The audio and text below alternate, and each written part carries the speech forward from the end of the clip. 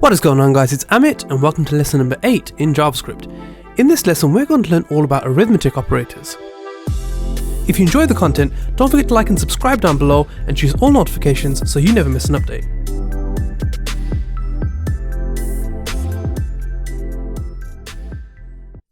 Okay, so welcome back to lesson number 8. Let's learn all about arithmetic operators. Before we do that though, what exactly are operators?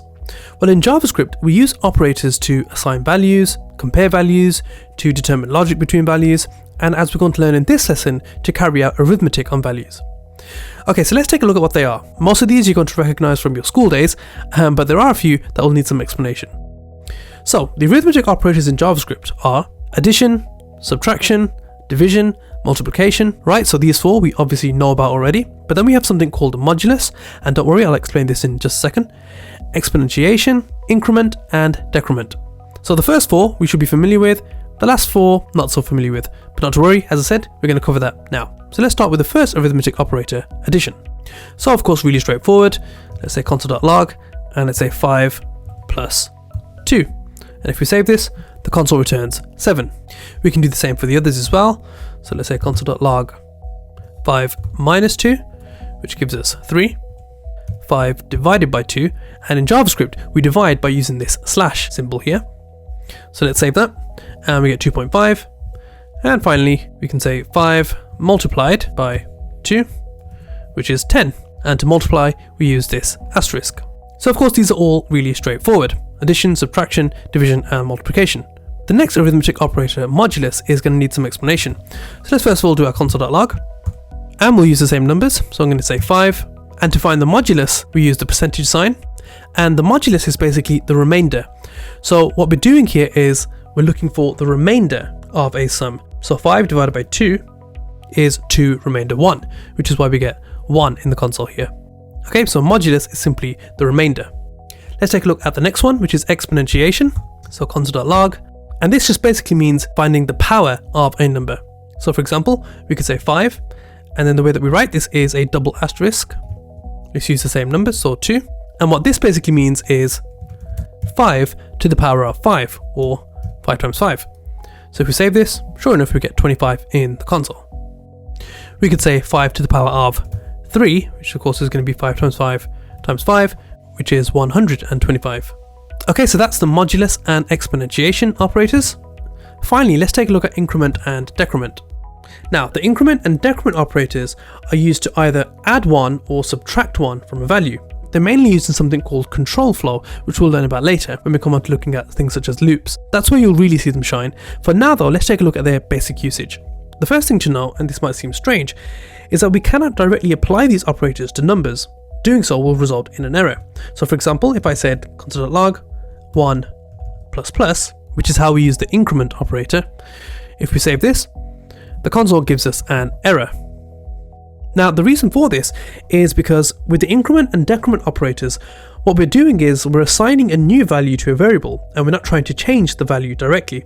So in other words, you can only increment or decrement an existing variable.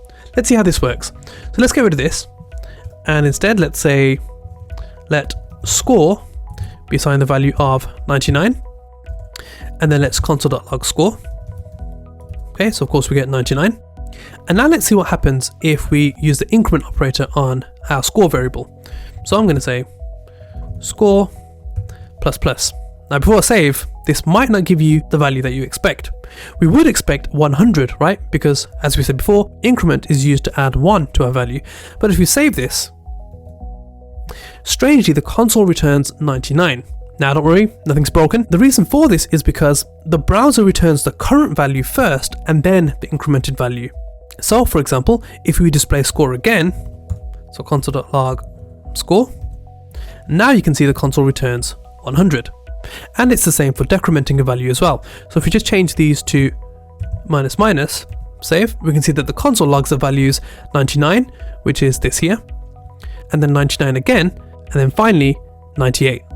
And again, the reason why this is happening is because the browser always returns the current value first and then the incremented value. We can actually reverse the way the browser does this by placing our increment or decrement operator before the variable name. So for example, if we change this to ++ score and save this, Now we get 100. And if we say minus minus, we get 98. Another way of doing this is setting the value first before console logging it. So let's get rid of this. So we've got let score be assigned the value of 99. Then I'm going to say score plus plus, and then I'm going to console log it. And now we get 100 returned.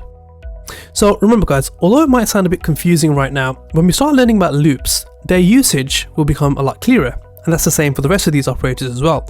You might be thinking, okay, I get how these work and that's great, but what do they have to do with building websites? What is the connection between arithmetic operators and what we see on our screens? And again, that will become clearer as we progress through this series. My aim is to actually build small mini projects throughout this series as we continue to build upon our understanding of JavaScript.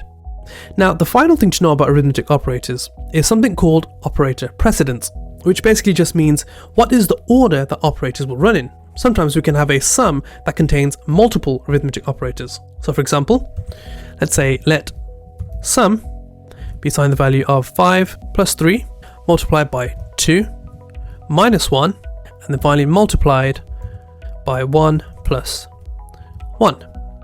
And down here, let's console.log the value of sum. Okay, so operator precedence in its simplest form is basically BODMAS. So you might remember BODMAS from school. So the order that this equation will be calculated in is basically brackets first, then orders, which are basically things such as finding the power or square root of a number, division, multiplication, addition, and subtraction. So let's see if we can work this out. So brackets comes first, so this will be evaluated first. So down here, let's just say in a comment, okay, so brackets will be evaluated first, so this is going to be 2. We're not using any orders. We're also not using any division. We are using multiplication though, so 3 multiplied by 2 is 6. And let's just put a space in here so it's not confusing. We also want to do this one as well, so 1 multiplied by 2, which is of course 2.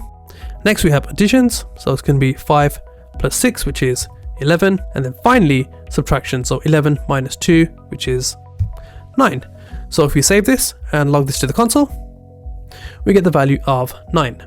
So operator precedence is important because sometimes you might have an equation that's not giving you the answer that you expect. So knowing what the order should be will really help. So guys, that's all about arithmetic operators. Again, their usage will become a lot clearer when we look at things such as loops.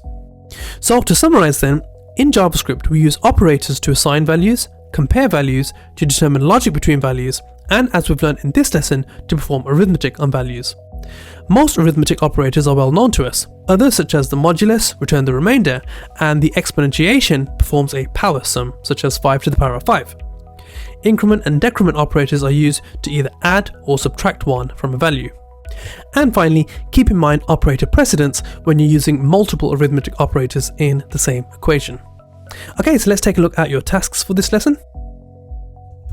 For task 1, I want you to create a num1 variable with the value 10, and then a num2 variable with the value of 20. For task number 2, I want you to console.log num1 plus num2. Task number 3, I want you to find the modulus of the two variables num1 and num2. And finally for task number 4, I want you to create a variable called total and set the value to 10, and then I want you to add 1 to the value and log this value to the console. So go ahead and pause the video, try these out, and when we come back, we'll take a look at the answers.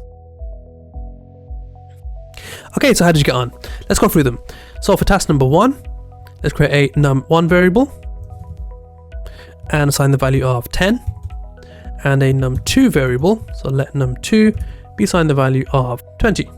Task number 2, console.log num1 plus num2.